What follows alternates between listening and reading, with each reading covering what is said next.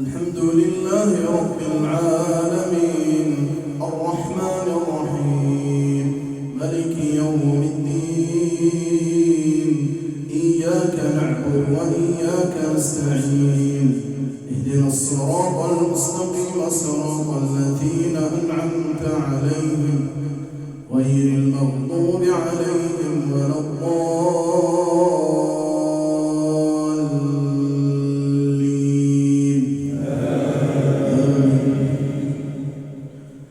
مثلهم كمثل الذي استوقد نارا فلما أضاءت ما حوله ذهب الله بنورهم وتركهم في ظلمات لا يبصرون صم بكم عمي فهم لا يرجعون أو كصيب من السماء فيه ظلمات ورعد وبرق يجعلون أصابعهم في آذانهم من الصواعق حذر الموت والله محيط بالكافرين يكاد البرق يخطف أبصارهم كلما أضاء لهم مشوا فيه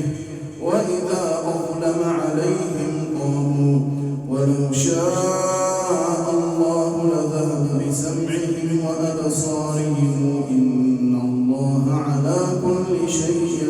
قدير يا أيها الناس اعبدوا ربكم الذي خلقكم والذين من قبلكم لعلكم تتقون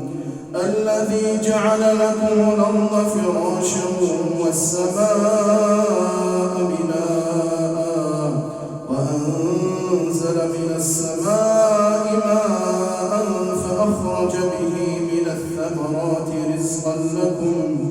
فلا تجعلوا لله أندادا وأنتم تعلمون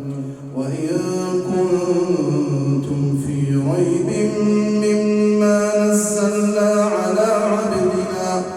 فاتوا بسورة من مثله وادعوا شهداءكم من دون الله إن كنتم صادقين فإن لم تفعلوا ولن تفعلوا فاتقوا النار التي وقودها الناس والحجارة أعدت للكافرين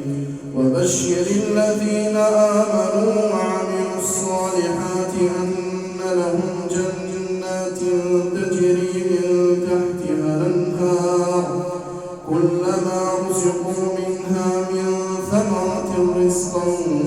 قالوا